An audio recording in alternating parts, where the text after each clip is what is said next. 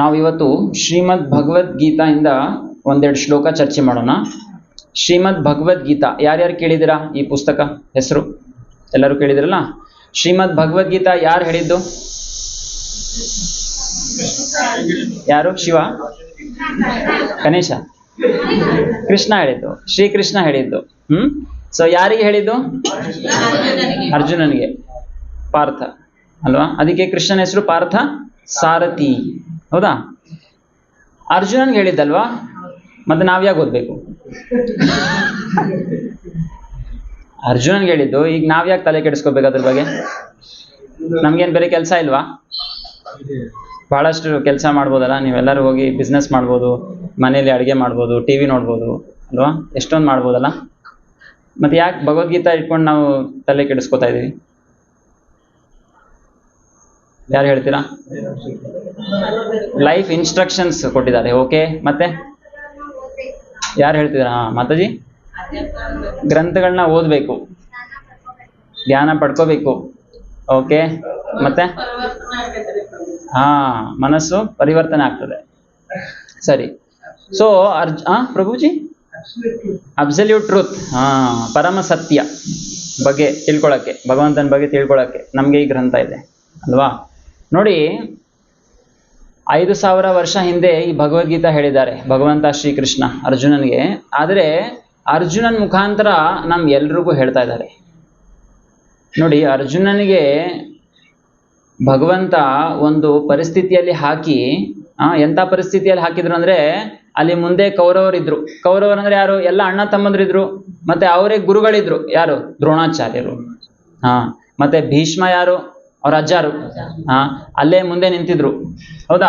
So ಅವ್ರ ಮೇಲೆ ಏನ್ ಮಾಡ್ಬೇಕಿತ್ತು? ಈಗ ಯುದ್ಧ ಮಾಡ್ಬೇಕಿತ್ತು. ಅರ್ಜುನ ಮುಂಚೆ ಕೂಡ ಯುದ್ಧ ಮಾಡಿದ್ದ ಅವ್ರ ಜೊತೆಗೆ.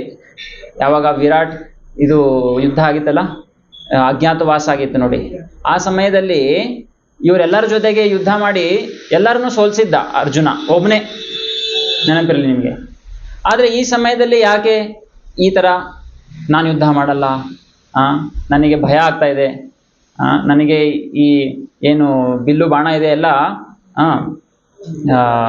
ನಂಗೆ ಬೆವರು ಬರ್ತಾ ಇದೆ, ಕೈಯಿಂದೆಲ್ಲ ಬೆವರು ಬರೆದು ಏನಾಗ್ತಾ ಇದೆ? ಜಾರ್ತಾ ಇದೆ ಅಂತ ಹೇಳ್ತಾನೆ. ನನ್ನ ಮನಸ್ಸು ಏನಿದೆ? ಒತ್ತಡ ಆಗ್ತಾ ಇದೆ, ಚಂಚಲ ಆಗ್ತಾ ಇದೆ. ಸೊ ಈ ರೀತಿ ಅರ್ಜುನನ್ಗೆ ಮುಂಚೆ ಯಾವತ್ತೂ ಆಗಿರಲಿಲ್ಲ. ಈಗ ಯಾಕಾಯ್ತು? ಪ್ರಶ್ನೆ ಬರ್ತಲ್ಲ. ಯಾಕಾಯ್ತಂದ್ರೆ ಭಗವಂತ ಶ್ರೀಕೃಷ್ಣ ಈ ಭಗವದ್ಗೀತಾ ಹೇಳೋದಕ್ಕೋಸ್ಕರ ಅರ್ಜುನನ್ಗೆ ಆ ಪರಿಸ್ಥಿತಿಯಲ್ಲಿ ಹಾಕಿದ್ದ. ಆ ಥರ ಪರಿಸ್ಥಿತಿಯಲ್ಲಿ ಹಾಕಿ ನಂತರ ಭಗವಂತ ಭಗವದ್ಗೀತೆ ಹೇಳಿದ. ಸೊ ಹಾಗಾಗಿ ಯಾವತ್ತೂ ಅನ್ಕೋಬೇಡಿ ಅರ್ಜುನನಿಗೆ ಈ ರೀತಿ ಮೋಹ ಆಯಿತು ಅಂತ ಅನ್ಕೋಬೇಡಿ. ಯಾಕಂದ್ರೆ ಅರ್ಜುನ ಯಾವಾಗಲೂ ಶುದ್ಧ ಭಕ್ತನಾಗಿದ್ದಾನೆ. ಆದರೆ ನಮಗೋಸ್ಕರ ಈ ಒಂದು ಸಂದರ್ಭ ಏರ್ಪಡಿಸಿದ್ದಾರೆ ಭಗವಂತ. ಆಯ್ತಾ? ಸೊ ಈ ರೀತಿ ನಮಗೆ ಎಷ್ಟೊಂದು ಶಿಕ್ಷಣಗಳು ನೀಡ್ತಾರೆ. ಸೊ ಭಗವದ್ಗೀತೆಯಲ್ಲಿ ಎಷ್ಟು ಅಧ್ಯಾಯಗಳಿವೆ? 18 ಅಧ್ಯಾಯ. ಎಷ್ಟು ಶ್ಲೋಕಗಳಿವೆ? 700 ಶ್ಲೋಕಗಳು. ನೋಡಿ, ಭಗವದ್ಗೀತೆಯಿಂದ ಭಗವಂತ ಒಂದು ಬಹಳ ಮುಖ್ಯವಾದಂಥ ವಿಷಯ ನಮ್ಗೆ ಹೇಳ್ಕೊಡ್ತಾನೆ. ಏನಂದ್ರೆ ನೋಡಿ, ಪಾಂಡವರು ಎಷ್ಟು ಮಂದಿ ಇದ್ರು? 5 ಜನ ಇದ್ರು. ಕೌರವರು ಎಷ್ಟು ಮಂದಿ? 100 ಜನ. ಅವಳು ತಂಗಿ ಇದ್ಲು. ಸೊ 100 ಜನ ಅನ್ಕೊಳ್ಳಿ ಅಲ್ಲ. ಯೋಧರು 100 ಜನ, ಇವರು 5 ಜನ. ಕರೆಕ್ಟ್ ಅಲ್ಲ? ಸೊ ಈಗ ಹಗ್ಗ ಜಗ್ಗ ಆಟ ಆಡಿದ್ರೆ ಒಂದ್ ಕಡೆ 5 ಮಂದಿ, ಇನ್ನೊಂದು ಕಡೆ 100 ಮಂದಿ. ಯಾರು ಗೆಲ್ಬೇಕು? 100 ಮಂದಿ ಗೆಲ್ಬೇಕು ತಾನೆ? ಹೌದಲ್ಲ? ಹಗ್ಗ ಜಗ್ಗ ಆಡ್ತೀರಿ ನೀವು? ಗೊತ್ತಿಲ್ಲ ಇವಳಿಗೆ? ಸ್ಕೂಲಲ್ಲಿ ಹೇಳ್ಕೊಡಲ್ಲ? ಈಗೆಲ್ಲ ಹೇಳ್ಕೊಡ್ತಾರಲ್ಲ. ಮುಂಚೆ ಎಲ್ಲ ನೀವು ಆಡಿದಿರಲ್ಲ ಸ್ಕೂಲಲ್ಲಿ ಹಗ್ಗ ಜಗ್ಗ ಆಟ. ಸೊ ಈ ರೀತಿ 100 ಮಂದಿ ಗೆಲ್ಬೇಕು. ಕರೆಕ್ಟ್? ಹಂಗಂದ್ರೆ ಏನರ್ಥ? ಕೌರವ್ರು ಗೆಲ್ಬೇಕಿತ್ತು. ಆದ್ರೆ ಯಾರು ಗೆದ್ರು? ಪಾಂಡವರು ಗೆದ್ರು. ಇದೇಂಗ್ ಸಾಧ್ಯ?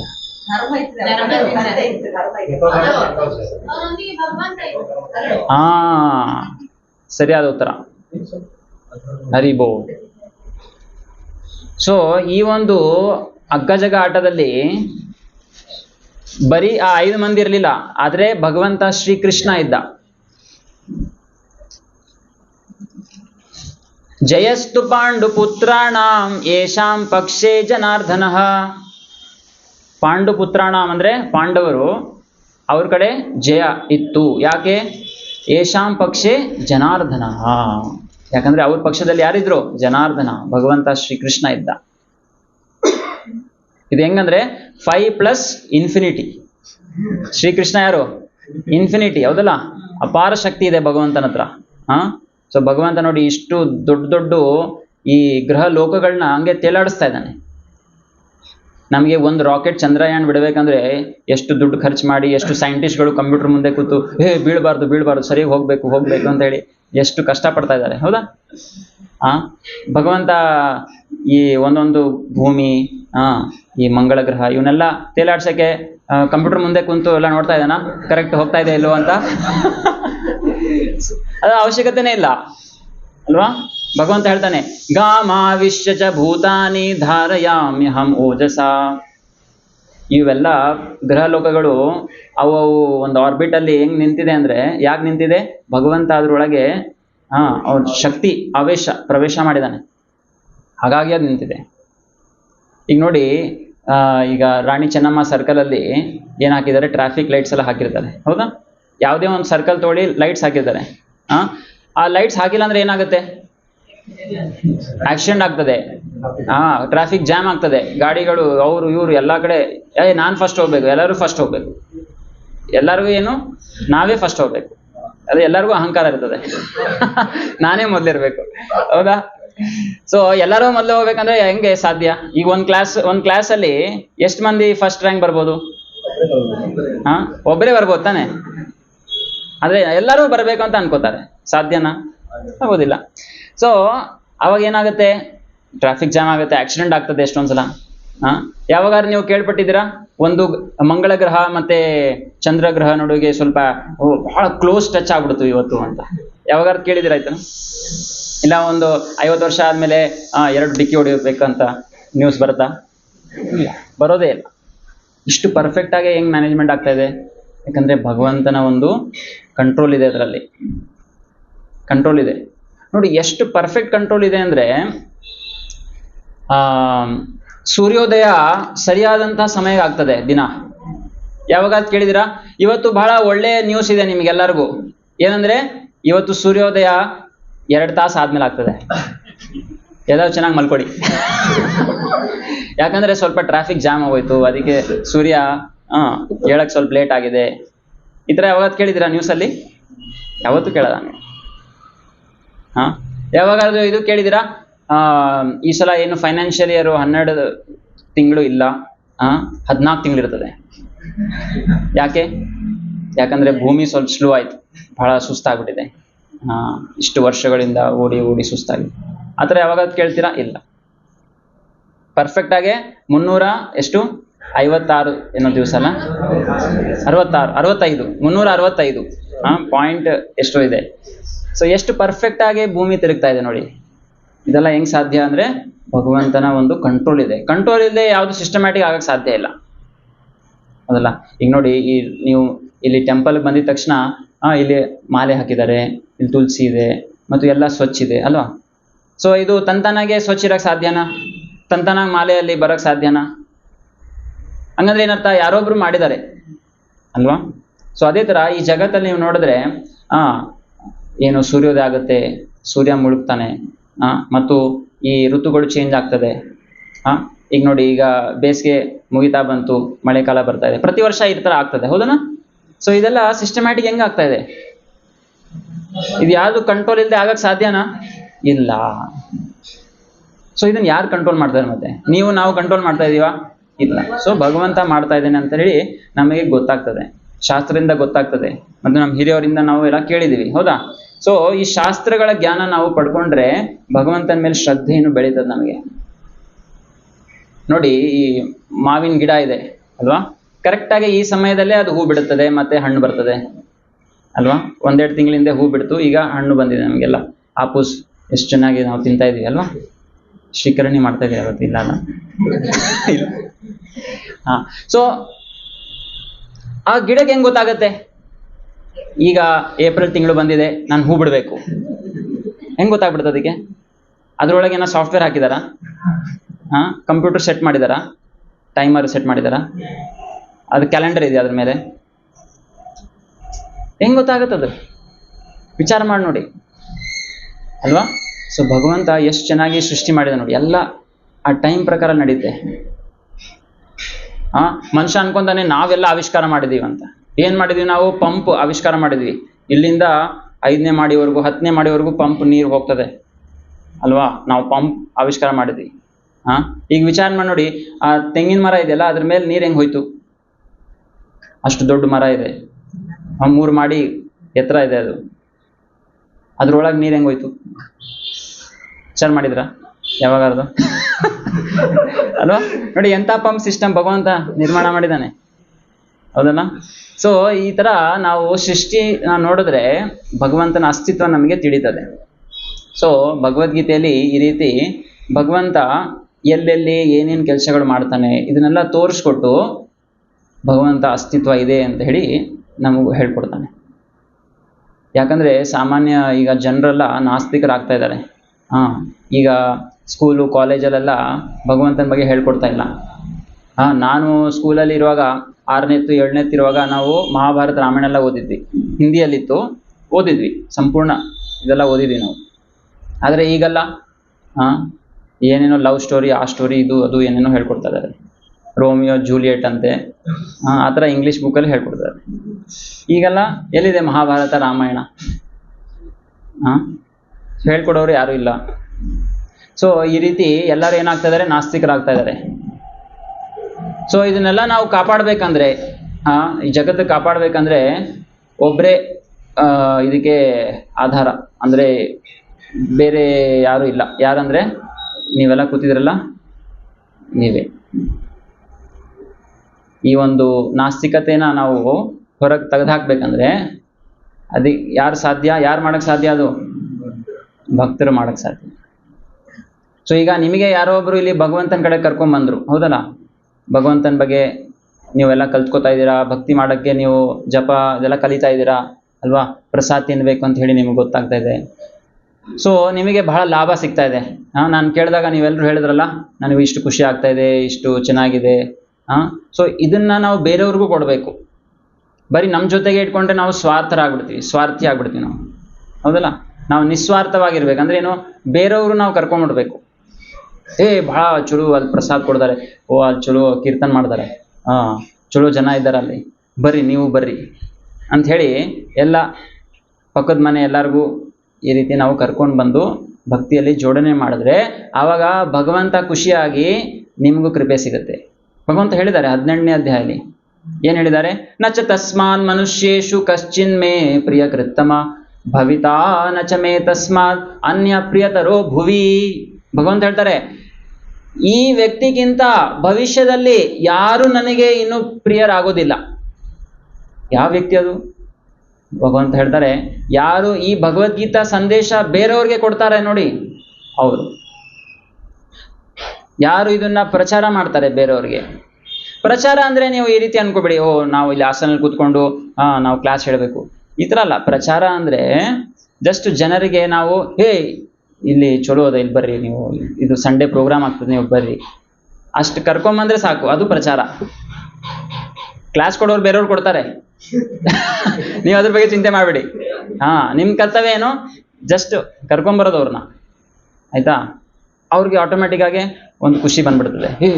ನೀವು ಹೇಳೋದು ಸರಿನೇ, ಕರೆ, ಎಲ್ಲ ಜನ ತುಂಬಾ ಚೆನ್ನಾಗಿದ್ದಾರೆ, ಅವ್ರಿಗೂ ಅನುಭವ ಆಗ್ತದೆ, ಹೌದಾ?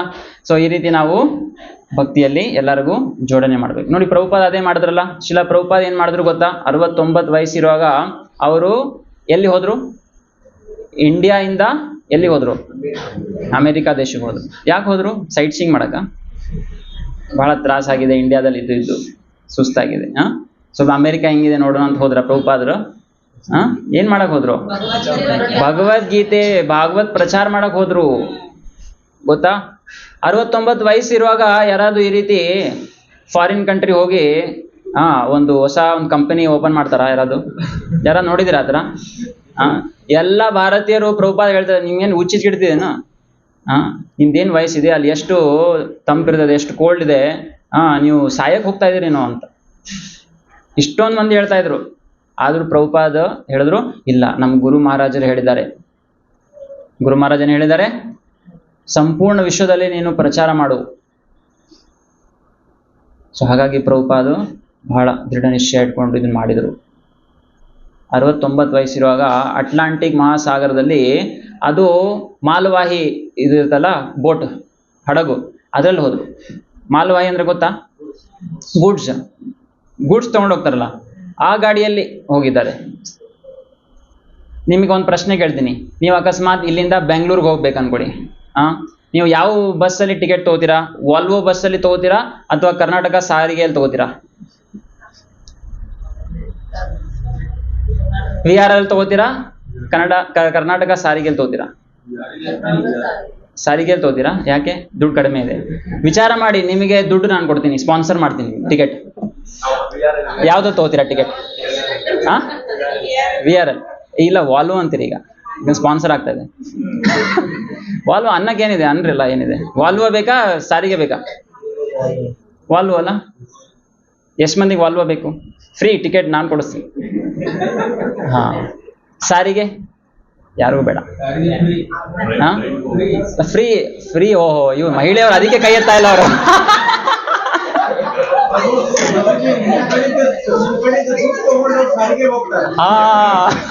ಇಲ್ಲಿಂದನೂ ಲಾಭ, ಅಲ್ಲಿಂದನೂ. ನಾನು ಅದಕ್ಕೆ ಡೌಟ್ ಬರ್ತಾ ಇತ್ತು. ನಾನು ಸರಿಯಾದಂತ ಪ್ರಶ್ನೆ ಕೇಳ್ತಾ ಇದ್ದಿಲ್ಲ, ಯಾಕೆ ಉತ್ತರ ಬರ್ತಾ ಇಲ್ಲ ಅಂತ. ಆಮೇಲೆ ಗೊತ್ತಾಯ್ತು. ಓಕೆ, ಸರಿ. ಈಗ ಸಾರಿಗೆ ಇಲ್ಲ ಬಿಡಿ, ಇದು ಲಾರಿ.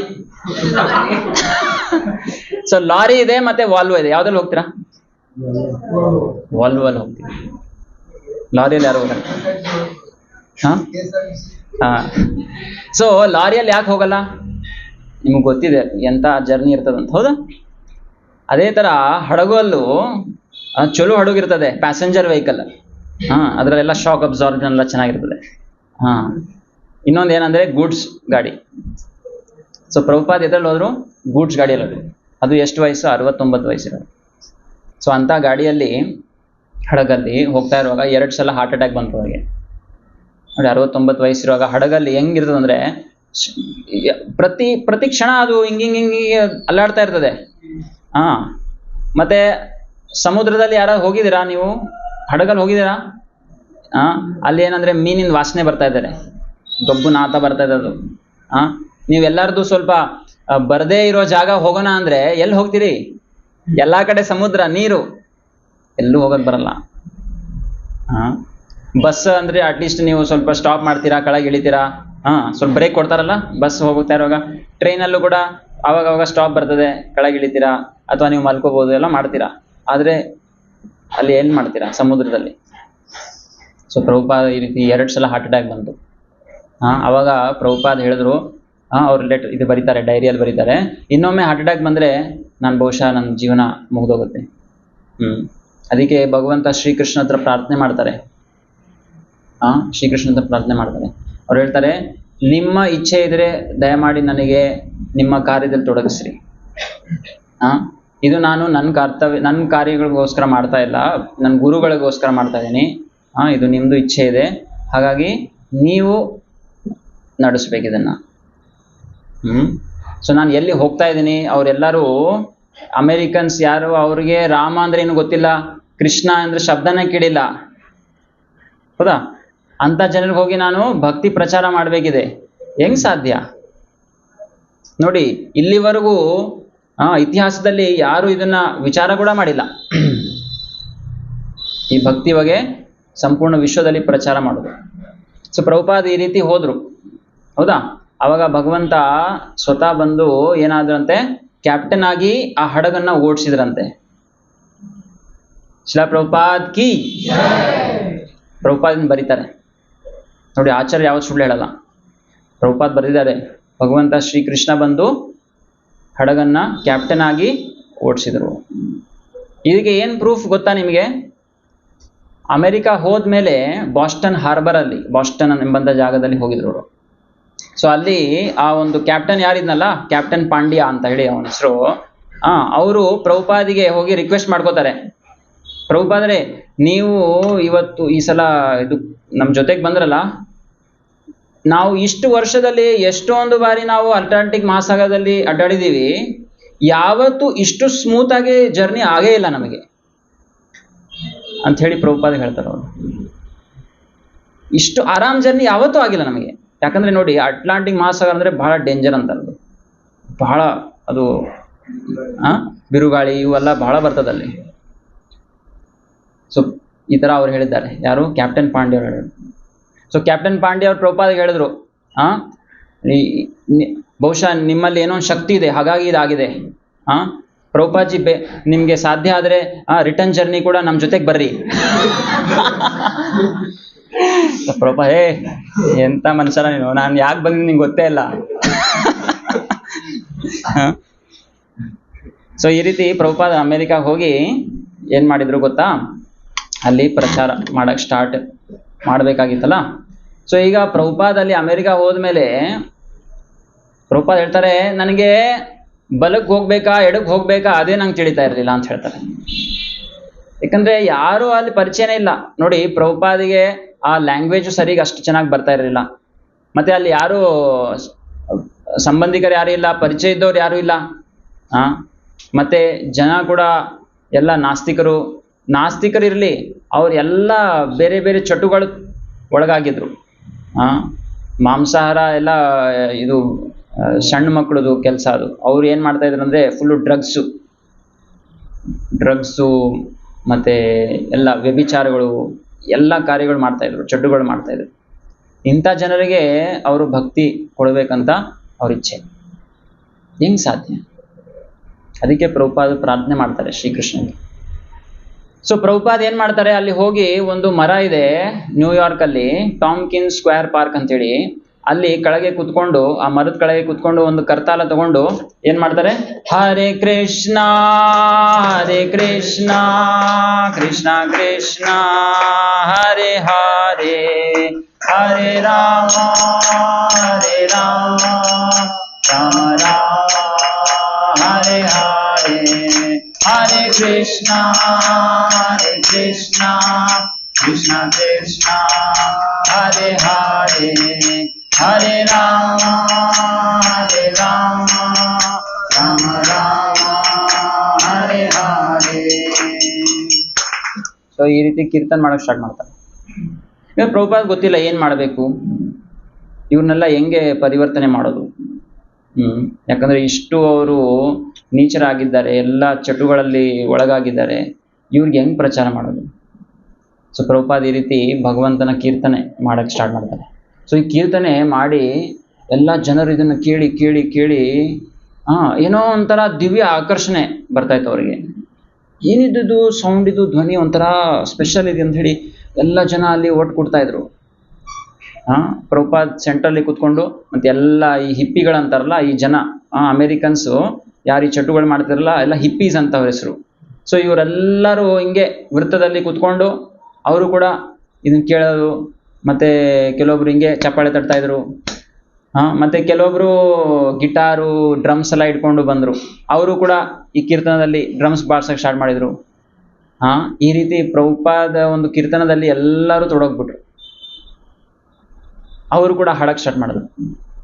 ಸೊ ಈ ಭಗವಂತನ ನಾಮ ಕೀರ್ತನದಲ್ಲಿ ಎಷ್ಟು ಪವರ್ ಇದೆ ಅಂತ ಹೇಳಿ ನಮಗೆ ಗೊತ್ತಾಗ್ತದೆ ನೋಡಿ. ಪ್ರಭುಪಾದ ಈ ರೀತಿ ಹರಿನಾಮ್ ಚಾಂಟಿಂಗ್ ಮಾಡಿಸಿ ಅವರೆಲ್ಲ ಎಷ್ಟು ಶುದ್ಧರಾದ್ರಂದ್ರೆ ಇವೆಲ್ಲ ಚಟುಗಳೆಲ್ಲ ಬಿಟ್ಟೇ ಬಿಟ್ರು. ಅವರು ಬಿಟ್ಟು ಕೊನೆಯದಾಗಿ ಅವರು ಸಾಧಾರಣ ಮನುಷ್ಯ ಅಲ್ಲ, ಸನ್ಯಾಸಿಗಳು ಆಗಿದ್ದಾರೆ. ಇವತ್ತು ಇಸ್ಕಾನ್ ಯಾರು ನಡೆಸ್ತಾ ಇದಾರಲ್ಲ ಫುಲ್ ವಿಶ್ವದಲ್ಲಿ, ಅವರೆಲ್ಲರೂ ಈ ಥರ ಅಮೇರಿಕನ್ಸು ಬೇರೆ ಬೇರೆ ಕಂಟ್ರಿಯಿಂದ ಬಂದು ನಡೆಸ್ತಾ ಇದ್ದಾರೆ. ಸೊ ಇವ್ರು ನಡೆಸ್ತಾ ಇದ್ದಾರೆ. ಇಮ್ಯಾಜಿನ್ ಮಾಡಿ ಎಷ್ಟು ಪವರ್ ಇದೆ ಅಂತ. ಸೊ ಯಾವ ಒಂದು ಪಾಪ ಇರಲಿ, ಯಾವುದೇ ಒಂದು ಕಷ್ಟ ಇರಲಿ ನಮ್ಮ ಜೀವನದಲ್ಲಿ, ಇವೆಲ್ಲನೂ ನಾವು ಪಾರು ಮಾಡ್ಬೋದು. ಸೊ ಇದೇ ನಮಗೆ ಭಗವದ್ಗೀತಾ ಭಾಗವತದಲ್ಲಿ ನಮಗೆ ಹೇಳ್ಕೊಡ್ತಾರೆ.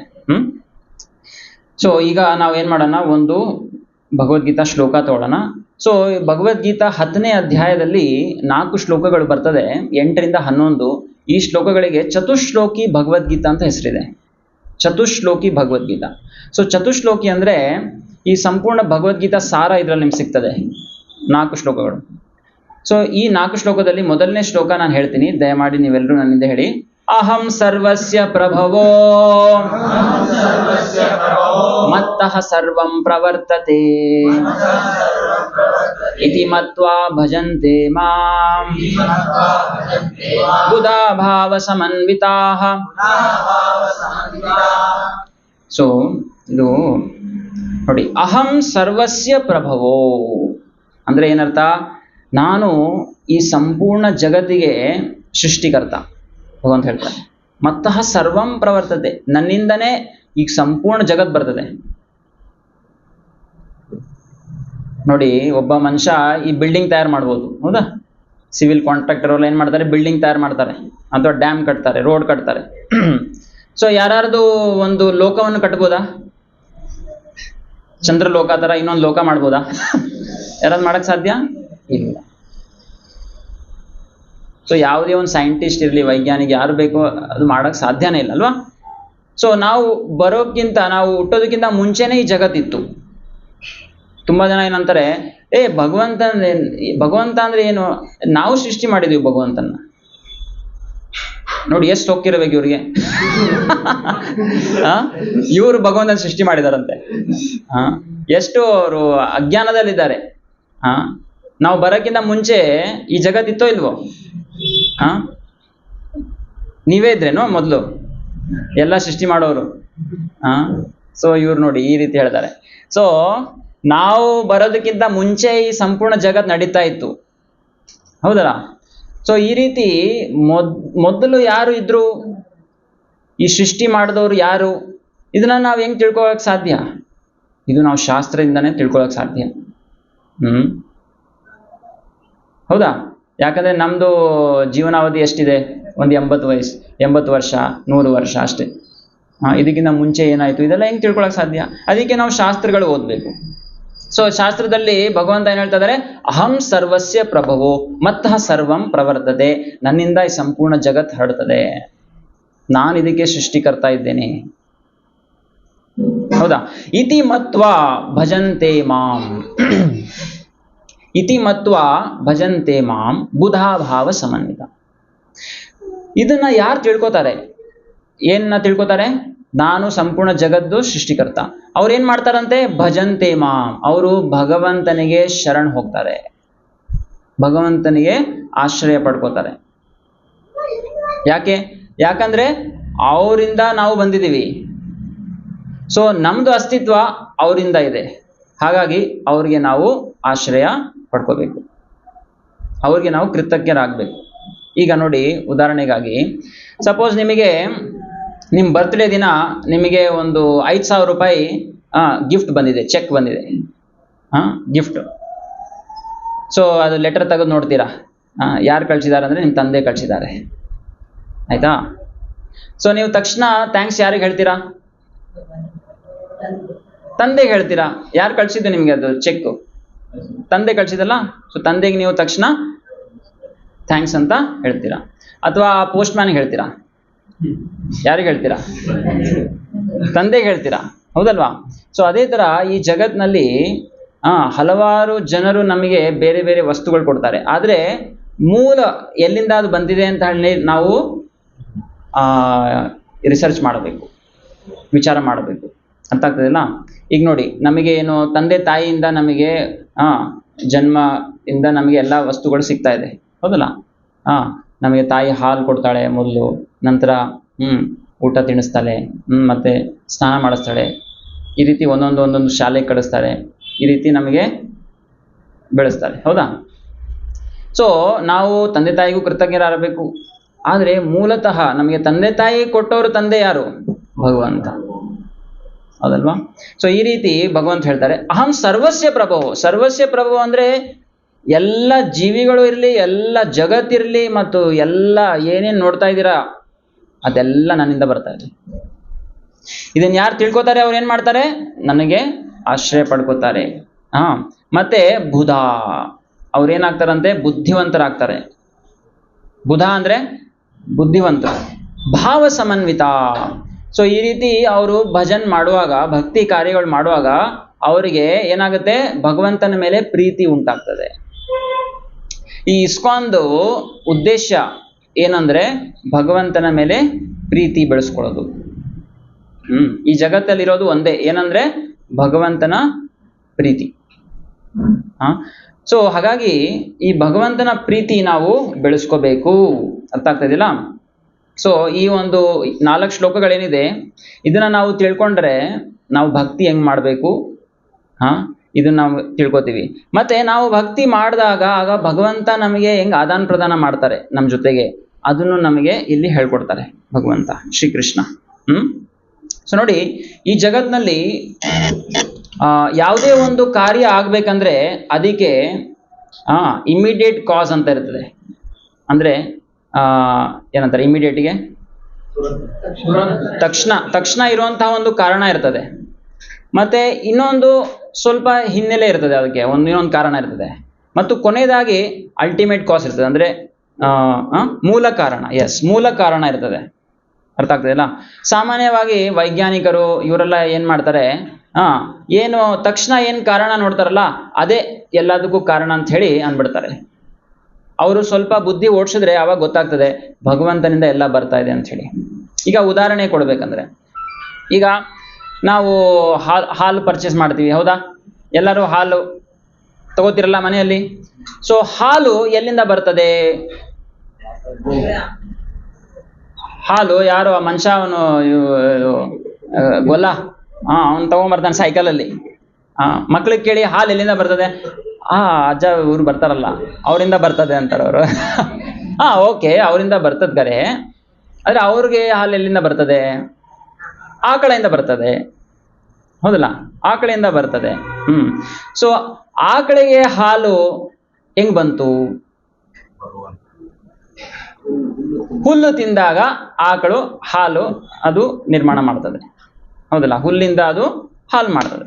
ಓಕೆ, ಸೊ ಹುಲ್ಲು. ಓಕೆ, ಹುಲ್ಲು ಎಲ್ಲಿಂದ ಬರ್ತದೆ? ಭೂಮಿಯಿಂದ ಬರ್ತದೆ. ಅದಕ್ಕೆ ಏನ್ ಬೇಕು? ನೀರು ಬೇಕು, ಹೌದಾ? ಸೊ ಮಳೆಯಿಂದ ಭೂಮಿಗೆ ಬೀಳ್ತದೆ. ಸೊ ಭೂಮಿಯಿಂದ ಬೆಳೆ ಆಗ್ತದೆ. ಬೆಳೆ ಅದು ತಿಂದ್ರೆ ಆಕಳು ಹಾಲು ಕೊಡ್ತದೆ, ಹೌದಾ? ಸೊ ಮಳೆ ಕಾರಣ ಅಂತ ಹೇಳ್ಬೋದು ನಾವು. ನೋಡಿ, ಹಾಲು ಬಂದಿದ್ದಕ್ಕೆ ಎಷ್ಟೊಂದು ಕಾರಣ ಇದೆ ನೋಡಿ. ತಕ್ಷಣ ನೀವು ನೋಡಿದ್ರೆ ಕಾರಣ ಆ ಗೊಲ್ಲ ಇರ್ತಾನೆ, ಹಾಲು ತಗೊಂಡ್ಬರೋನು.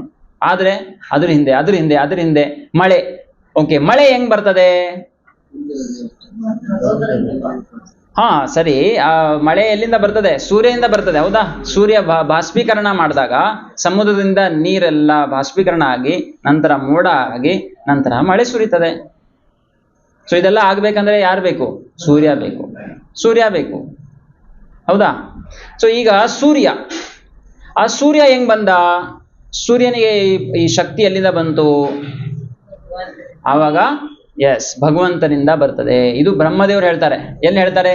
ಯಚ್ಚಕ್ಷುರೇಶ ಸವಿತಾ ಸಕಲ ಗ್ರಹಾಣಾಂ ರಾಜ ಸಮಸ್ತ ಸುರಮೂರ್ತಿರಶೇಷ ತೇಜ ಯಸ್ಯಾಜ್ಞಯಾ ಭ್ರಮತಿ ಸಂಭೃತ ಕಾಲಚಕ್ರೋ ಗೋವಿಂದಮಾದಿ ಪುರುಷಂ ತಮಹಂ ಭಜಾಮಿ. ಕೇಳಿದಿರಾ? ಗೋವಿಂದಮಾದಿ ಪುರುಷಂ ತಮಹಂ ಭಜಾಮಿ. ಎಲ್ಲಿ ಬರ್ತದೆ ಇದು? ಬ್ರಹ್ಮ ಸಂಹಿತ, ಅದರಲ್ಲಿ ಒಂದು ಶ್ಲೋಕ ಇದು. ಇಲ್ಲಿ ಏನ್ ಹೇಳ್ತಾರೆ ನೋಡಿ, ಯಚ್ಚಕ್ಷುರೇಶ ಸವಿತಾ. ಸವಿತಾ ಅಂದ್ರೆ ಸೂರ್ಯ, ಸೂರ್ಯನ ಹೆಸರು ಸವಿತಾ. ಸೂರ್ಯ ಏನಂದ್ರೆ ಅದು ಭಗವಂತನ ಒಂದು ಕಣ್ಣು. ಯಚ್ಚಕ್ಷುಹು, ಚಕ್ಷುಹು ಅಂದ್ರೆ ಕಣ್ಣು. ಸೊ ಭಗವಂತಂದು 2 ಕಣ್ಣಿದೆ. ಯಾವ್ದು ಗೊತ್ತಾ? ಸೂರ್ಯ ಮತ್ತು ಚಂದ್ರ, ಇವೆರಡು ಭಗವಂತನ ಕಣ್ಣು. ಗೊತ್ತಾಗ್ತದಲ್ಲ? ಮತ್ತೆ ಏನಂತಂದ್ರೆ ಸೂರ್ಯ ಸಕಲ ಗ್ರಹಾಣಾಂ ರಾಜ. ಎಲ್ಲ ಗ್ರಹಗಳ ರಾಜ ಯಾರು? ಸೂರ್ಯ. ಅದಕ್ಕೆ ಜ್ಯೋತಿಷ್ ಶಾಸ್ತ್ರದಲ್ಲಿ ನೋಡಿದ್ರೆ ಸೂರ್ಯ ಯಾವಾಗಲೂ ಸೆಂಟ್ರಲ್ ಇದೆ. ಸೂರ್ಯ ಇಸ್ ಎಲ್ಲ ಗ್ರಹಗಳ ರಾಜ ಅವನು, ಹೌದಾ? ಮತ್ತೆ ಏನ್ ಹೇಳ್ತಾ ಇದಾರೆ? ಯಸ್ಯಾಜ್ಞೆಯ ಸಂಭ್ರತಿ ಕಾಲಚಕ್ರೋ. ಈ ಕಾಲಚಕ್ರ ಏನಿದೆಯಲ್ಲ, ಪ್ರತಿ ಕ್ಷಣ ಏನಾಗ್ತಾ ಇದೆ? ಇದು ಮುಂದುವರಿತಾ ಇದೆ ಕಾಲಚಕ್ರ. ಯಾರ ಆಜ್ಞೆಯಿಂದ ಮುಂದುವರಿತಾ ಇದೆ? ಗೋವಿಂದಂ ಆದಿ ಪುರುಷಂ ತಮಹಂ ಭಜಾಮಿ. ಭಗವಂತ ಗೋವಿಂದನ ಒಂದು ಆಜ್ಞೆದಿಂದ ಈ ಸೂರ್ಯ ಏನ್ ಮಾಡ್ತಾ ಇದ್ದಾನೆ? ತಿರುಗ್ತಾ ಇದ್ದಾನೆ. ನೋಡಿ. ಸೊ ಈ ರೀತಿ ಪ್ರತಿಯೊಂದು ಈ ಜಗತ್ತಲ್ಲಿ ಕಾರ್ಯಗಳೇನು ನಡೀತಾ ಇದೆ ಅದರದ್ದು ಮೂಲ ಕಾರಣ ನೀವು ಟ್ರೇಸ್ ಮಾಡಿದ್ರೆ ಅದು ಭಗವಂತ ಶ್ರೀ ಗೋವಿಂದನಾಗಿರ್ತಾನೆ. ಅದಕ್ಕೆ ಇಲ್ಲಿ ಹೇಳ್ತಾ ಇದ್ದಾನೆ, ಅಹಂ ಸರ್ವಸ್ಯ ಪ್ರಭುವು, ಎಲ್ಲವನ್ನು ನನ್ನಿಂದ ಬರ್ತಾ ಇದೆ. ಸೊ ಈಗ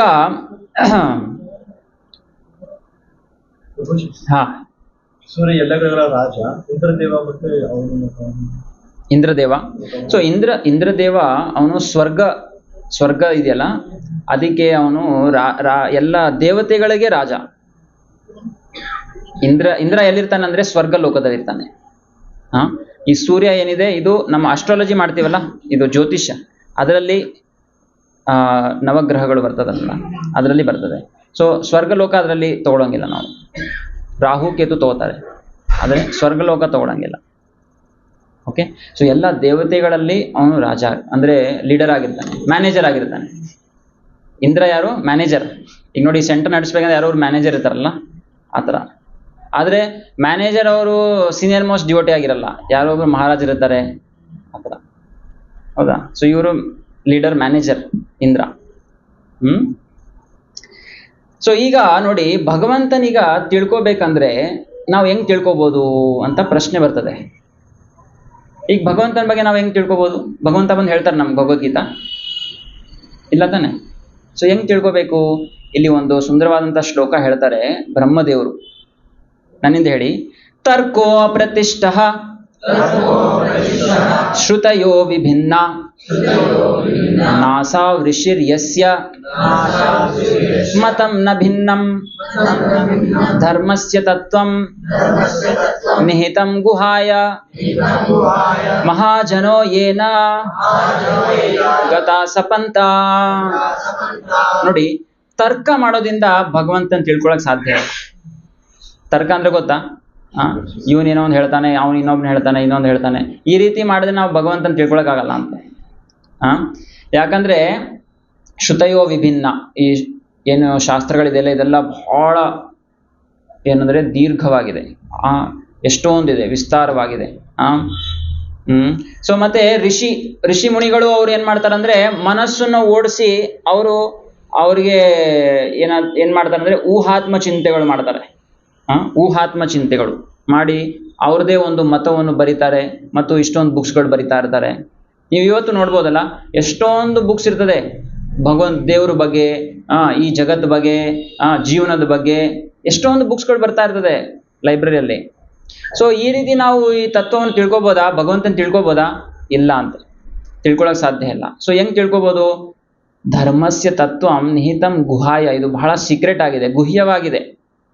ತಿಳ್ಕೊಬೇಕಂದ್ರೆ ಮಹಾಜನೋ ಏನ ಗತಾಸಪಂತ, ಮಹಾನ್ ಆಚಾರ್ಯರು, ಭಕ್ತರು ಈ ಶಾಸ್ತ್ರಗಳನ್ನ ಓದಿ ಅವ್ರು ಹೆಂಗೆ ಜೀವನದಲ್ಲಿ ಅಳವಡಿಸಿದ್ದಾರೆ ಅದನ್ನ ನಾವು ನೋಡಿಕೊಂಡು ಅವ್ರು ಏನು ಮಾತುಗಳನ್ನ ಹೇಳಿದ್ದಾರೆ ಅದನ್ನ ನಾವು ಕೇಳಿ ನಾವು ಭಕ್ತಿಯಲ್ಲಿ ಮುಂದುವರಿಬಹುದು.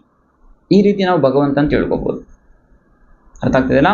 ಸೊ ಹಾಗಾಗಿ ನಾವು ಏನ್ ಮಾಡ್ತೀವಿ, ಭಗವದ್ಗೀತೆ ಇದನ್ನೆಲ್ಲ ಶಾಸ್ತ್ರಗಳನ್ನ ಓದ್ತೀವಿ. ಸೊ ಭಗವಂತನ ನಾವು ರಿಸರ್ಚ್ ಇಂದ ತಿಳ್ಕೊಳಕ್ ಸಾಧ್ಯ ಇಲ್ಲ. ಭಗವಂತನೇ ಅವನು ಅವ್ರ ಬಗ್ಗೆ ಹೇಳ್ತಾನಲ್ಲ, ಆವಾಗ ನಮಗೆ ತಿಳಿದದೆ ಭಗವಂತನ ಬಗ್ಗೆ. ಸೊ ಈ ಭಗವದ್ಗೀತಾ ಏನು? ಇದು ಭಗವಂತನ ಮಾತುಗಳು. ಎಲ್ಲ ಶಾಸ್ತ್ರಗಳು, ವೇದಗಳು ಏನು? ಭಗವಂತನ ಶ್ವಾಸ. ಈ ಉಪನಿಷತ್ಗಳು, ಪುರಾಣಗಳು ಇವೆಲ್ಲ ಏನಂದ್ರೆ ಭಗವಂತನ ಶ್ವಾಸ. ಸೊ ಭಗವಂತ ಸ್ವತಃ ಅವ್ರ ಬಗ್ಗೆ ಹೇಳಿದಾಗ ನಮಗೆ ಗೊತ್ತಾಗ್ತದೆ. ಹಾಗಾಗಿ ಶಾಸ್ತ್ರಗಳನ್ನ ನಾವು ಓದ್ತೀವಿ. ಸೊ ಭಗವಂತ ಶ್ರೀಕೃಷ್ಣ ಎಲ್ಲ ದೇವತೆಗಳಲ್ಲಿ ಅವನು ಶ್ರೇಷ್ಠವಾದಂತಹ ಪೂರ್ಣ ಪುರುಷೋತ್ತಮ ಭಗವಂತ ಶ್ರೀಕೃಷ್ಣ ಅಂತ ಹೇಳ್ತೀವಿ ನಾವು. ಇದು ಹೇಗೆ ಅಂತ ಹೇಳಿ ನಿಮಗೆ ಕ್ವಶನ್ ಬರ್ಬೋದು. ಅದಕ್ಕೆ ಒಂದು ಕೇನ ಉಪನಿಷದ್ ಅಂತ ಇದೆ, ಅದರಲ್ಲಿ ಒಂದು ಕಥೆ ಬರ್ತದೆ, ಬಹಳ ಸುಂದರವಾದಂತ ಕಥೆ. ಸೊ ಒಂದ್ಸಲ ಏನಾಯ್ತು, ಎಲ್ಲ ದೇವತೆಗಳು ಅಸುರಗಳನ್ನೆಲ್ಲ ಸೋಲಿಸಿ ಅವ್ರು ಬಹಳ ಖುಷಿಯಾಗಿ ಎಲ್ಲ ಎಂಜಾಯ್ ಮಾಡ್ತಾ ಇದ್ರು. ಮತ್ತು ಒಬ್ರೊಬ್ರು ಹೇಳ್ತಾ ಇದ್ರು, ನೋಡಿ ಈ ಜಗತ್ ಫುಲ್ಲು ನನ್ನ ಕಂಟ್ರೋಲ್ ಇದೆ. ಇಂದ್ರ ಹೇಳ್ತಾ ಇದ್ದ, ನಾನ್ ಮಳೆ ಸುರಿದ್ರೆ ಮಾತ್ರ ಎಲ್ಲರಿಗೂ ಬೆಳೆ ಬೆಳೆಯುತ್ತೆ. ಸೂರ್ಯ ಹೇಳ್ತಿದ್ದ, ನಾನ್ ಸೂರ್ಯ ಬೆಳಕು ಕೊಟ್ಟಿಲ್ಲ ಅಂದ್ರೆ ಯಾರ್ದು ಬಟ್ಟೆ ಒಣಗೋದಿಲ್ಲ. ಸೊ ಈ ರೀತಿ ಒಬ್ರೊಬ್ರು ದೇವತೆಗಳು ಒಂದೊಂದು ಹೇಳ್ತಾ ಇದ್ರು, ನಾನ್ ಹೆಂಗೆಲ್ಲ ಕಂಟ್ರೋಲ್ ಮಾಡ್ತಾ ಇದ್ದೀನಿ ಅಂತ. ಹೌದಲ್ಲ? ನೋಡಿ, ನಾವು ಬಹಳ ಅಹಂಕಾರದಿಂದ ನಾವು ಹೇಳ್ಕೊತೀವಿ ನನ್ನಿಂದ ಎಲ್ಲ ನಡೀತಾ ಇದೆ ಅಂತ. ನೋಡಿ, ಸೂರ್ಯ ಬಂದಿಲ್ಲ ಅಂದ್ರೆ ನಾನು ಬಟ್ಟೆನೇ ಒಣಗೋದಿಲ್ಲ. ಹೌದಾ? ಮತ್ತೆ ಮಳೆ ಬಂದಿಲ್ಲ ಅಂದ್ರೆ ಹೆಂಗಿರ್ತದೆ? ಬೆಳೆ ಬೆಳೆಯಂಗಿಲ್ಲ. ಹೌದಾ? ಗಾಳಿ ಬೀಸಿಲ್ಲ ಅಂದ್ರೆ ಹೆಂಗಾಗ್ತದೆ ಜಗತ್ತು ಅಲ್ವಾ? ಸೊ ಮರುಭೂಮಿ ಆಗ್ಬಿಡ್ತದೆ. ಸೊ ಈ ದೇವತೆಗಳೆಲ್ಲ ಕೆಲಸ ಮಾಡ್ತಾ ಇದ್ದಾರೆ. ನಿಮ್ಗೆ ಗೊತ್ತಿರಲಿ, ನಮ್ಮ ದೇಹದಲ್ಲಿ ಪ್ರತಿಯೊಂದು ಏನು ಇಂದ್ರಿಯಗಳಿದೆಯಲ್ಲ ಅದೆಲ್ಲ ಒಂದೊಂದು ದೇವತೆಗಳು ಕಂಟ್ರೋಲ್ ಮಾಡ್ತಾ ಇದ್ದಾರೆ. ನಿಮ್ಗೆ ಗೊತ್ತಿದ್ಯಾ? ನಮ್ಗನ್ಸುತ್ತೇನು, ಈಗ ಈ ಪೇಪರ್ ಎತ್ತಬೇಕಂದ್ರೆ ನಾನು ಹಿಂಗೆ ಎತ್ಬಿಟ್ಟೆ, ನಮಗೇನು ಅನಿಸ್ತಾ ಇದೆ, ನಾನು ಈ ಕೈಯಿಂದ ಎತ್ಬಿಟ್ಟೆ ಅಂತ. ಆದರೆ ನಿಮ್ಗೆ ನೆನಪಿರಲಿ, ನಮ್ಮ ಕೈಯಲ್ಲಿ ಸಪೋಸ್ ಫ್ರ್ಯಾಕ್ಚರ್ ಆಗಿಬಿಟ್ರೆ ಎತ್ಬೋದಾ? ನಾನು ಎತ್ತಬೇಕಂತ ಅನಿಸ್ತಾ ಇದೆ, ಆದರೂ ಎತ್ತಕ್ಕಾಗ್ತಾ ಇದ್ದೀನಾ? ಇಲ್ಲ. ಸೊ ಫ್ರ್ಯಾಕ್ಚರ್ ಆದರೆ ಯಾಕೆ ಎತ್ತಕ್ಕಾಗ್ತಾರೆ ನನಗೆ? ಸೊ ಈ ಕೈದು ಕಂಟ್ರೋಲ್ ಬೇರೆಯವ್ರ ಕೈಯಲ್ಲಿದೆ. ಈ ಕೈ ನಮ್ಮ ಕೈ ಅಲ್ಲ, ಈ ಕೈದು ಕಂಟ್ರೋಲ್ ಬೇರೆಯವ್ರ ಕೈಯಲ್ಲಿದೆ. ಅರ್ಥ ಆಗ್ತಾ ಇದೆಯಾ? ಸೊ ನೋಡಿ, ಇದು ಹೆಂಗೆ ಎಷ್ಟು ಸೂಕ್ಷ್ಮವಾಗಿದೆ ಅಂತ ನಿಮ್ಗೆ ಹೇಳ್ತೀನಿ.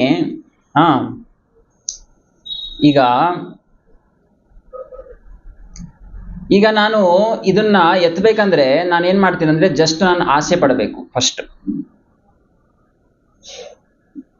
ಈಗ ನಿಮಗೆ ಏನಾದ್ರು ಒಂದು ಮುನ್ಸಿಪಲ್ ಕಾರ್ಪೊರೇಷನ್ ಅಲ್ಲಿ ಡ್ರೈನೇಜ್ ಪ್ರಾಬ್ಲಮ್ ಆಗಿದ್ರೆ ನೀವೇನ್ ಮಾಡ್ಬೇಕು? ಫಸ್ಟ್ ಅರ್ಜಿ ಬರಿಬೇಕು ಅಲ್ವಾ? ಕಂಪ್ಲೇಂಟ್ ಹಾಕಬೇಕು ಮುನ್ಸಿಪಲ್ ಕಾರ್ಪೊರೇಷನ್ ಹೋಗಿ. ಆಮೇಲೆ ಅವ್ರು ಏನ್ ಮಾಡ್ತಾರೆ, ಅದನ್ನ ಮೇಲಧಿಕಾರಿ ಕರ್ಕೊಂಡು ಹೋಗ್ತಾರೆ. ಅದನ್ನ ಆಮೇಲೆ ಅವ್ರು ಸೈನ್ ಮಾಡ್ತಾರೆ. ಹೌದಾ? ಸೈನ್ ಮಾಡಿದ್ಮೇಲೆ ಕೆಳಗೆ ಹೋಗ್ತದೆ ತಿರ್ಗಾ. ಇದು ಲೋಕಲ್ ಯಾರು ಕಾಂಟ್ರಾಕ್ಟರ್ ಅವ್ರು ಇರ್ತಾರಲ್ಲ, ಇಂಜಿನಿಯರ್, ಅವ್ರಿಗೆ ಕರೆಸ್ತಾರೆ. ಆಮೇಲೆ ಅದು ಕೆಲಸ ಆಗ್ತದೆ. ಕರೆಕ್ಟಾ? ಈಗ ನಿಮಗೇನು ಅನಿಸ್ತಾ ಇದೆ, ನಾನು ಇಚ್ಛೆ ಪಟ್ಟೆ ಇದು ಸರಿ ಆಗ್ಬೇಕು, ಅದಕ್ಕೆ ಈ ಮನುಷ್ಯ ಬಂದ ಇವ್ನು ಮಾಡ್ಬಿಟ್ಟ ಅಂತ. ಇಲ್ಲ, ಆದರೆ ಎಷ್ಟೊಂದು ಪ್ರೊಸೀಜರ್ ಇತ್ತು, ಎಷ್ಟೊಂದು ಕಾರ್ಯಗಳಾಗಬೇಕಿತ್ತು. ಅದೇ ಥರ ಈಗ ನಾನಿದು ಪೇಪರ್ ಎತ್ತಬೇಕಂದ್ರೆ ಮೊದಲು ನಾನೇನು ಮಾಡ್ಬೇಕಂದ್ರೆ ಇಚ್ಛೆ ಪಡಬೇಕು. ಆ ಇಚ್ಛೆ ಸರಿಯಾಗಿದ್ರೆ ಅದು ಭಗವಂತ ಸ್ಯಾಂಕ್ಷನ್ ಮಾಡ್ತಾರೆ ಫಸ್ಟ್. ಓಕೆ, ಇವನಿಗೆ ಈ ಒಂದು ಪೇಪರ್ ಎತ್ತಲಿಕ್ಕೆ ಅನುಮತಿ ನೀಡೋಣ ಅಂತ ಹೇಳಿ ಸ್ಯಾಂಕ್ಷನ್ ಆಗ್ತದೆ. ಸ್ಯಾಂಕ್ಷನ್ ಆದಮೇಲೆ ಭಗವಂತ ಏನು ಮಾಡ್ತಾರಂತೆ, ಆ ದೇವತೆ, ಈ ಯಾರು ಇನ್ಚಾರ್ಜ್ ಇದ್ದಾರಲ್ಲ, ಆ ಡಿಪಾರ್ಟ್ಮೆಂಟ್ ಇನ್ಚಾರ್ಜ್, ಅವ್ರಿಗೆ ಕಳಿಸ್ತಾರೆ ಅರ್ಜಿ. ಇವ್ರಿಗೆ ಅದು ಪೇಪರ್ ಎತ್ತಬೇಕಂತ ಸ್ವಲ್ಪ ಮಾಡ್ಕೊಡಪ್ಪ. ಸೊ ಇಂದ್ರ ದೇವತೆಗೆ ಅದು ಅರ್ಜಿ ಹೋಗ್ತದೆ ಅಲ್ಲಿ. ಸರಿ, ಇಂದ್ರ ದೇವತೆ ಓಕೆ ಭಗವಂತ ಸ್ಯಾಂಕ್ಷನ್ ಮಾಡಿದ್ರಲ್ಲ, ಸರಿ ಓಕೆ ಕೈ ಎತ್ತರ ನೀನು, ಸರಿ ಅಂತ ಹೇಳಿ ಕೈ ಪೇಪರ್ ಎತ್ತ.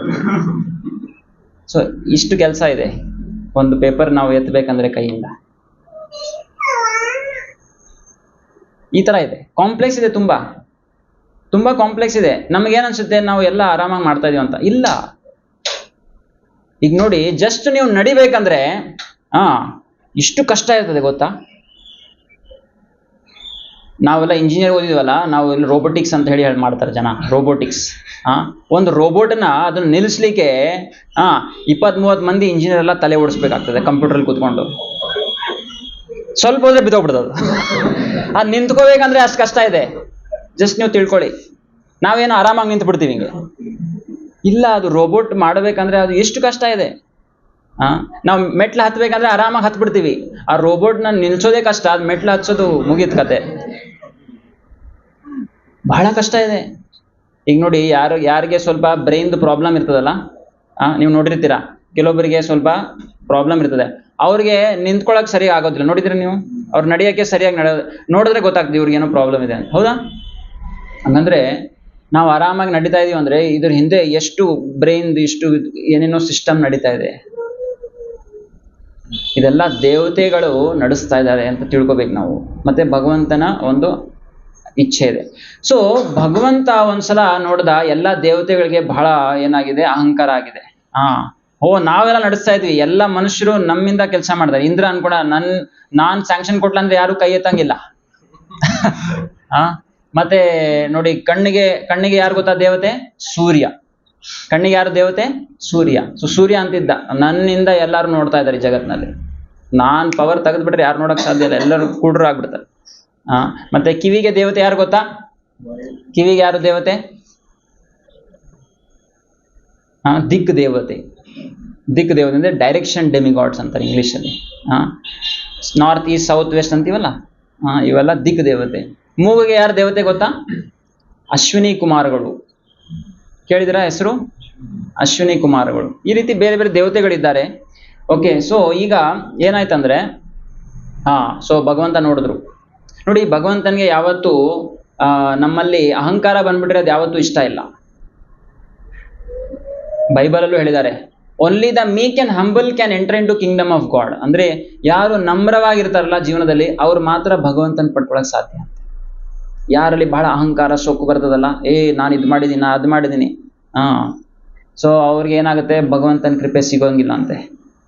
ಸೊ ಯಾವಾಗ ದೇವತೆಗಳು ಈ ರೀತಿ ಅಹಂಕಾರ ಬಂದ್ಬಿಟ್ಟಿತ್ತು, ಆವಾಗ ಭಗವಂತ ಅವ್ರಿಗೆ ಸ್ವಲ್ಪ ಪಾಠ ಕಳ್ಸೋಣ ಅಂತ ಹೇಳಿ ಅವ್ರೇನ್ ಮಾಡಿದ್ರಂತೆ, ಒಂದು ರೂಪ ಬದಲಾವಣೆ ಮಾಡ್ಕೊಂಡು ಒಂದು ಬ್ರಾಹ್ಮಣ ವೇಷದಲ್ಲಿ ಬಂದು ಅವ್ರೇನ್ ಮಾಡ್ತಾರೆ, ಎಲ್ಲ ದೇವತೆಗಳಿಗೆ ಕರೆಸ್ತಾರೆ ಅಂತ ಹೇಳ್ತಾರೆ, ಓ ದೇವತೆಗಳೇ, ನೀವೆಲ್ಲ ಬಹಳ ಪವರ್ಫುಲ್ ಆಗಿದ್ದೀರಲ್ಲ, ನನಗೊಂದು ಸಣ್ಣ ಇಚ್ಛೆ ಇತ್ತು. ಏನ್ ಇಚ್ಛೆ ನಿಂದು? ಯಾಕಂದ್ರೆ ಬ್ರಾಹ್ಮಣರು ಎಲ್ಲರಿಗೂ ಗೌರವ ಕೊಡ್ತಾರಲ್ಲ, ಸೊ ಅದಕ್ಕೆ ಏನ್ ಇಚ್ಛೆ ನಿಮ್ದು ಹೇಳಿ ಅಂತ.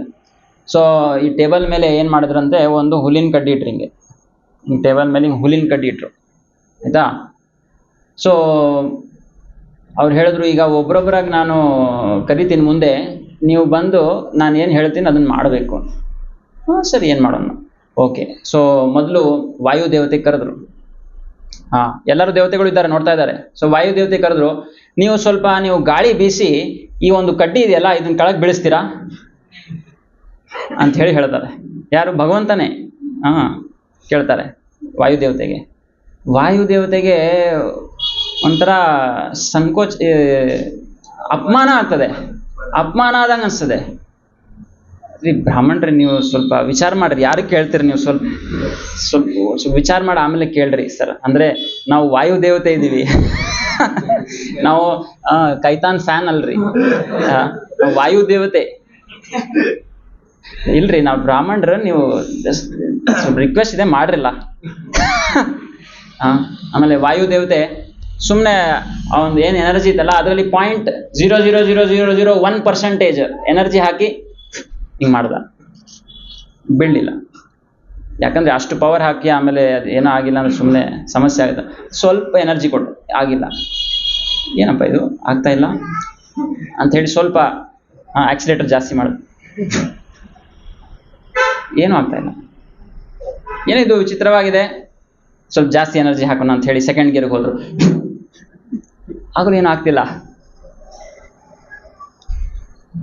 ಆಮೇಲೆ ವಾಯುದೇವತೆ ಫುಲ್ಲು ಎನರ್ಜಿ ಹಾಕಿದ್ರಂತೆ, ಬಿತ್ತು. ಆದ್ರೆ ಅಲ್ಲಿ ಬೀಳಲಿಲ್ಲ, ಹಂಗೆ ಇತ್ತದು. ಕಂಪ್ಲೀಟ್ ಅವ್ರದ್ದು ಎನರ್ಜಿ, ಏನೇನು ಬೆಳಗ್ಗೆ ಎಲ್ಲ ನಾಷ್ಟ ಮಾಡಿದ್ರು ಎಲ್ಲ ಖಾಲಿ ಆಗೋಯ್ತು, ಅಷ್ಟು ಎನರ್ಜಿ ಎಲ್ಲ ಹಾಕಿದ್ರು, ಆದ್ರೂ ಏನು ಬೀಳ್ತಾ ಇಲ್ಲ. ಫುಲ್ಲು ಅಪಮಾನ ಆಗೋಯ್ತು ವಾಯುದೇವತೆಗೆ. ಬ್ರಾಹ್ಮಣರು ನಗ್ತಾ ಹೇಳಿದ್ರು, ಸರಿ ಸ್ವಲ್ಪ ನೀವು ಸೈಡ್ಗೆ ಬರ್ರಿ ಸರ್, ಇನ್ನೊಬ್ರು ಕರೆಯೋಣಂತೆ, ಏನ್ ಮಾಡ್ತಾರೆ ನೋಡೋಣ. ಆಮೇಲೆ ಇವ್ರು ಕರೆದ್ರು, ಯಾರು? ಸೂರ್ಯ ದೇವತೆ. ಸೂರ್ಯ ಅಲ್ಲ, ಅಗ್ನಿ ಕರೆದ್ರು, ಅಗ್ನಿ ದೇವತೆ ಕರೆದ್ರು. ಅಗ್ನಿಗೆ ವಾಯು ದೇವತೆದ್ದು ಫೇಲ್ ಆಗಿದ್ದು ನೋಡಿ ಸ್ವಲ್ಪ ಭಯ ಆಗ್ತಿತ್ತು. ಸರ್, ನೀವು ಸ್ವಲ್ಪ ಇದನ್ನ ಸುಟ್ಟು ಹಾಕ್ತೀರಾ? ಇದನ್ನ ನೀವು ಅಗ್ನಿ ಅಲ್ಲ, ಸುಡ್ತಿರಲ್ಲ, ಇದನ್ನ ಸ್ವಲ್ಪ ಸುಟ್ಟು ಹಾಕ್ರಲ್ಲ ನೋಡೋಣ. ಸೊ ಇವ್ರಿಗೆ ಗೊತ್ತಿತ್ತು, ಬಹಳ ಕಡಿಮೆ ಎನರ್ಜಿ ಹಾಕಿದ್ರೆ ಆಗೋಂಗಿಲ್ಲ, ಸ್ವಲ್ಪ ಜಾಸ್ತಿನೇ ಹಾಕೋಣ ಅಂತ ಹೇಳಿ ಡೈರೆಕ್ಟ್ ಸೆಕೆಂಡ್ ಗೇರಲ್ಲೇ ಗಾಡಿ ಸ್ಟಾರ್ಟ್ ಮಾಡಿದ್ರು ಅವರು. ಸೊ ಎಲ್ಲ ಬೆಂಕಿ ಹಾಕಿದ್ರು ಅದ್ರ ಮೇಲೆ. ಸೊ ಎಷ್ಟು ಹಾಕಿದ್ರು ಅದು ಏನು ಆಗ್ತಾ ಇಲ್ಲ, ಹಂಗೆ ಇದೆ ಅದು, ಸ್ವಲ್ಪನೂ ಅದು ಬೆಂದ್ ಹೋಗ್ತಾ ಇಲ್ಲ. ಅದು ಏನು ಹೆಂಗಿದೆ ಅದು ಹಂಗೆ ಇದೆ, ಹಸಿರು ಬಣ್ಣನೇ ಇದೆ ಅದು.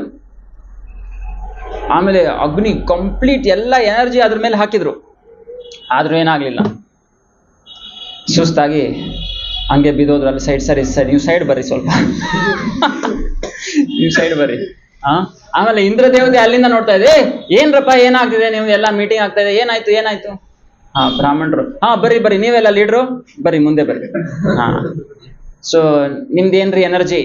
ನಮ್ದು ವಜ್ರ ಇದೆ ರೀ. ಓ ವಜ್ರನಾ, ಸರಿ, ಇದ್ರ ಮೇಲೆ ಸ್ವಲ್ಪ ನಿಮ್ದು ಎನರ್ಜಿ ಹಾಕಿ ನೋಡ್ರಿ ಏನಾಗ್ತದೆ. ಇದನ್ನ ಸ್ವಲ್ಪ ಅಲ್ಲಿಂದ ಬೆಳೆಸ್ಲಿಲ್ಲ, ತುಂಡು ಮಾಡ್ರಿ ನೋಡ್ರಿ. ಇನ್ ಸ್ವಲ್ಪ 2 ತುಂಡು ಮಾಡಿ ತೋರಿಸ್ರಿ. ಇಂದ್ರ ದೇವತೆಗೆ ಬಹಳ ಸಿಟ್ಟು ಬಂದು, ಯಾಕಂದ್ರೆ ಮೀಟಿಂಗ್ ಅಲ್ಲಿ ಇರಲಿಲ್ಲ ಅವರು, ಸ್ವಲ್ಪ ಸೈಡಿಂದ ಬಂದ್ರು. ಏನ್ರಿ ಟೈಮ್ ಪಾಸ್ ಮಾಡ್ತೀರಿ ನಾ ಬಹಳ ಕೆಲಸ ಇದೆ, ಈ ಜಗತ್ತನ್ನ ನೋಡ್ಬೇಕಿದೆ ನಾವು. ಇಲ್ರಿ ವೆಯ್ಟ್ ಮಾಡಿ.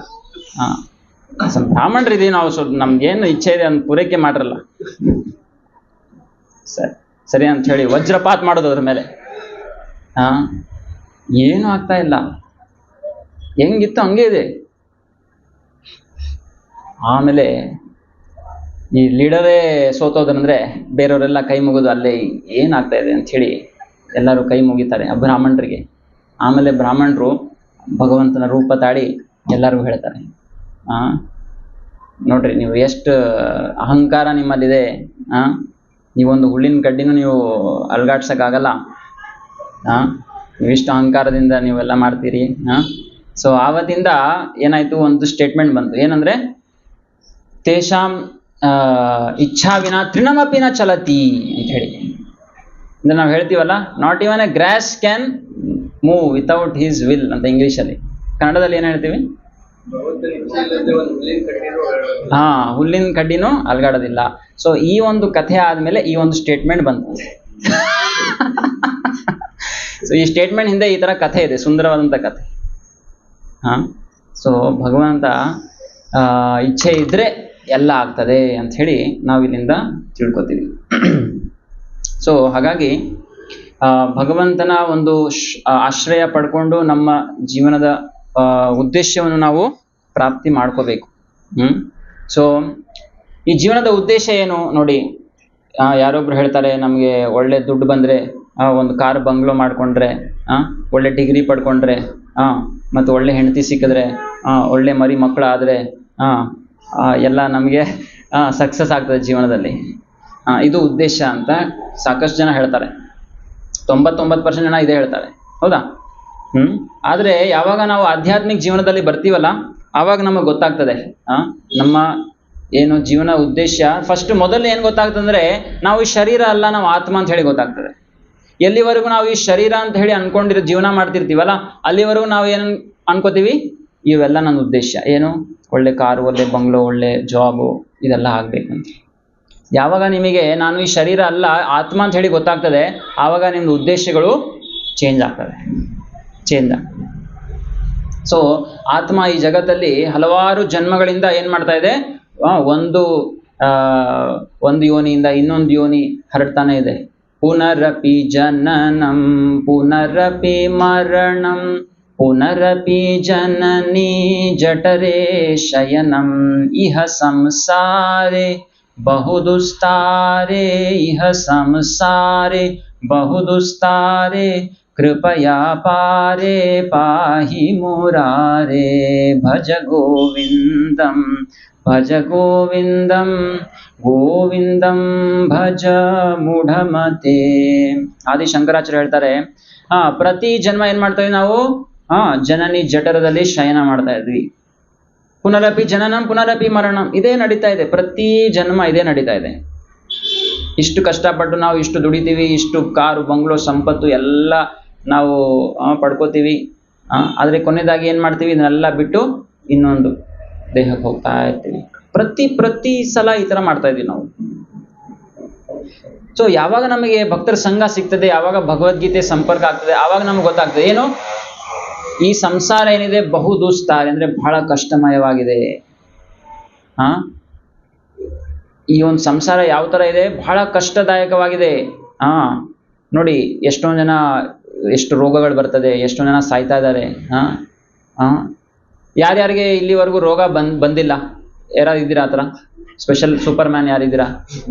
ಯಾರೂ ಇಲ್ಲ. ಸ್ಪೆಷಲ್ ಮನುಷ್ಯ ಯಾರೂ ಇಲ್ಲ. ಪ್ರತಿಯೊಬ್ಬರಿಗೂ ಏನೋ ಒಂದು ರೋಗ ಬಂದೇ ಬರ್ತದೆ, ಹೌದಾ? ಮತ್ತೆ ಎಲ್ಲರಿಗೂ ವಯಸ್ಸಾಗ್ತದೆ, ಕೂದಲು ಬಿಳಿ ಆಗ್ತಾ ಬರ್ತದೆ. ನಮ್ ಕೂದಲು ಕಾಣೋದಿಲ್ಲ ಏನ್ ಕಲರ್ ಇದೆ ಅಂತ. ಸೊ ಕೂದಲು ಬಿಳಿ ಆಗ್ಬಿಡ್ತದೆ. ಅವಾಗ ಏನೋ ಇಂಡಿಕೇಶನ್, ಅದು ಏನು, ವಯಸ್ಸಾಗ್ತಾ ಇದೆ, ಸಾವು ಬರ್ತಾ ಇದೆ, ರೆಡಿ ಆಗಿದ್ದೀರಾ ಅಂತ ಕೇಳ್ತಾ ಇದ್ದಾರೆ ಭಗವಂತ. ಅರ್ಥ ಆಗ್ತಾ ಇದೆಯಲ್ಲ? ನೋಡಿ, ಒಬ್ಬ ಮನುಷ್ಯ ಸಡನ್ ಆಗಿ ಅವನು ಸಾವು ಬಂದು ಅವನು ಯಮಲೋಕಕ್ಕೆ ಹೋಗ್ಬಿಟ್ಟ. ಅವಾಗ ಅವನು ಕಂಪ್ಲೇಂಟ್ ಅರ್ಜಿ ಹಾಕದ, ಇದೇಂಗ್ ನೀವು ಸಡನ್ ಆಗಿ ಕರ್ಕೊಂಡು ಹೋದ್ರಿ, ನೋಟಿಸ್ ಕೊಡ್ಲಿಲ್ಲ? ನೋಡಿ, ಯಾರೋ ಒಬ್ರು ಪೊಲೀಸ್ ಕರ್ಕೊಂಡು ಹೋಗಿ ಅಂದ್ರೆ ನೋಟಿಸ್ ಬರ್ತಲ್ಲ ಫಸ್ಟ್, ಅದಾದ್ಮೇಲೆ ಪೊಲೀಸ್ ಬಂದು ಕರ್ಕೊಂಡು ಹೋಗಿ, ಹೌದಾ? ಇವನು ಡೈರೆಕ್ಟ್ ಕಂಪ್ಲೇಂಟ್ ಮಾಡ್ದ, ಯಮರಾಜರಿಗೆ.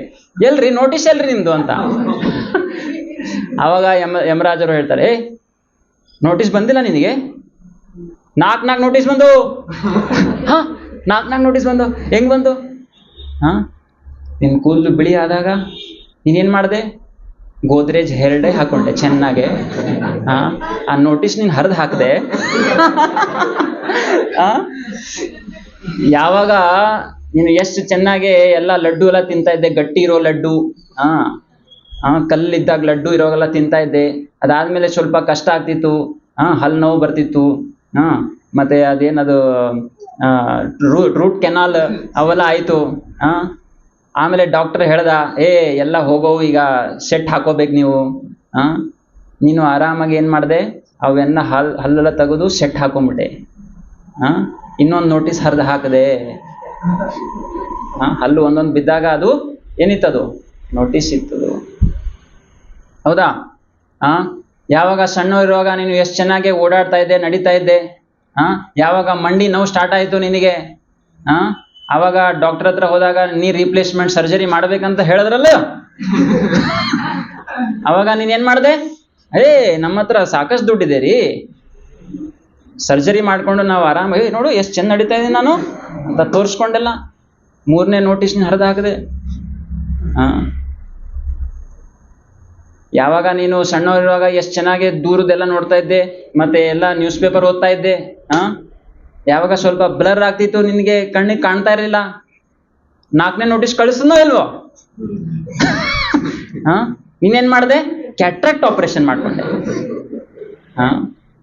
ಒಂದೊಂದಾಗಿ ಆಪರೇಷನ್ ಮಾಡಿ ನಾನೀಗ ಚಂದಿದ್ದೀನಿ ಅಂತ ಹೇಳ್ಕೊಂಡೆ ಅಲ್ವಾ?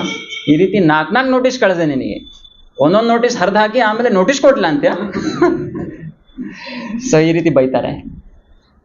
ಸೊ ಈ ರೀತಿ ಭಗವಂತ ನಮ್ಗೆ ಏನ್ ಮಾಡ್ತಾರೆ?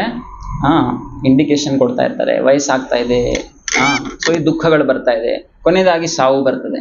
ನೋಡಿ, ಗರುಡ ಪುರಾಣಲ್ಲಿ ಹೇಳಿದ್ದಾರೆ, ಸಾವು ಬಂದಾಗ 80,000 ಚೇಳುಗಳು ಒಮ್ಮೆಗೆ ನಮಗೆ ಕಚ್ಚಿದ್ರೆ ಎಷ್ಟು ನೋವಾಗ್ತದಲ್ಲ ಅಷ್ಟು ನೋವಾಗತ್ತಂತೆ.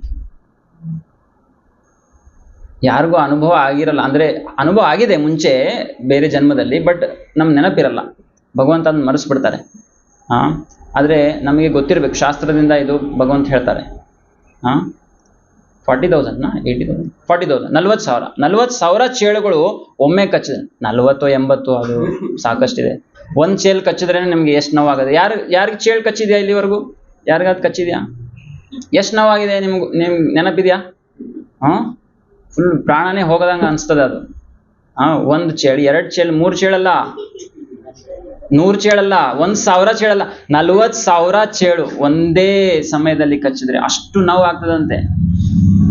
ಈ ರೀತಿ ಈ 4 ಏನಿದೆ ಸಮಸ್ಯೆಗಳು ನಮ್ಗೆ ಪ್ರತಿ ಲೈಫಲ್ಲಿ ಬರ್ತಾ ಇರ್ತದೆ. ಜನನ, ಮರಣ, ಮುಪ್ಪು ಮತ್ತು ರೋಗ. ಜನನ, ಮರಣ, ಮುಪ್ಪು ಮತ್ತು ರೋಗ, ಇವೆಲ್ಲ ಸಮಸ್ಯೆಗಳು ಬರ್ತಾ ಇರ್ತದೆ. ನಮಗೆ ಯಾವಾಗ ಇದು ಸಾಕಾಗಿ ಹೋಗ್ತದಲ್ಲ, ಆವಾಗ ನಾವು ಭಗವಂತನ ಕಡೆ ಬರ್ತೀವಿ ರೀ. ಎಲ್ಲಿವರೆಗೂ ನಮ್ಗೆ ಇದು ಚಲೋ ಇದೆ, ಅದು ಚಲೋ ಇದೆ, ಕಾರು ಬಂಗ್ಲೋ ಇದ್ಬೇಕು, ಹಂಗೆ ನಡೀತಾ ಇರ್ತದೆ. ಭಗವಂತ ಹೇಳ್ತಾರೆ, ಸರಿಯಪ್ಪ, ನೋಟಿಸ್ ಬರ್ತಾ ಇರ್ತದೆ, ನೀನ್ ಮಾಡ್ಕೊಂತ ಇತ್ತು ಜೀವನ.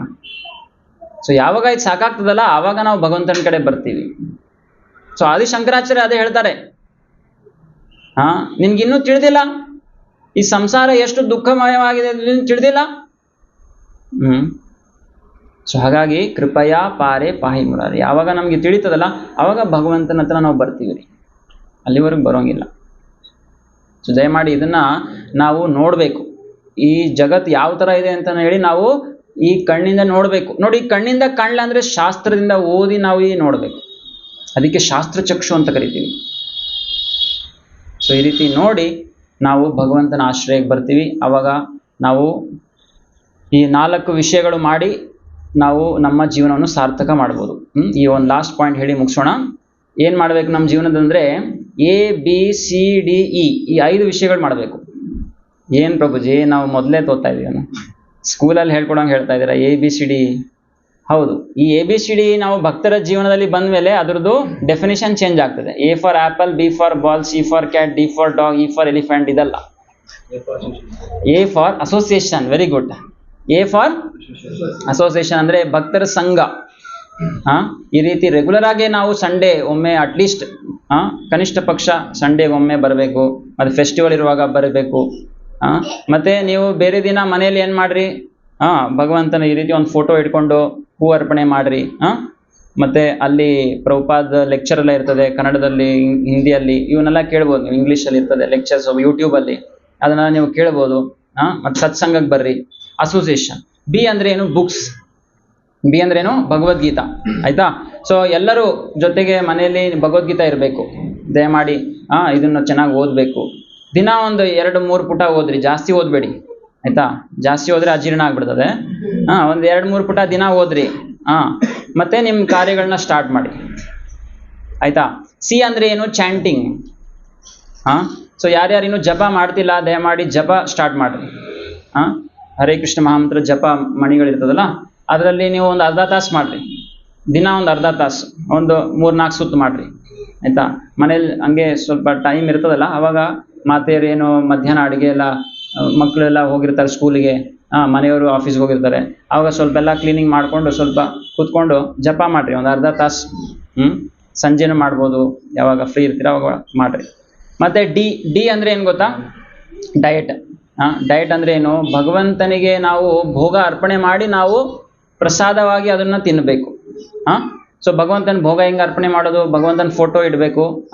ಮತ್ತೆ ಏನು ಅಡುಗೆ ಮಾಡ್ತಿರಲ್ಲ, ಈರುಳ್ಳಿ ಬೆಳ್ಳುಳ್ಳಿ ಇಲ್ಲದೆ ಅಡುಗೆ ಮಾಡಿ, ಮತ್ತೆ ಯಾವುದು ಮಾಂಸ ಮೊಟ್ಟೆ ಅವು ಇವು ಎಲ್ಲ ಮಾಡಬೇಡಿ.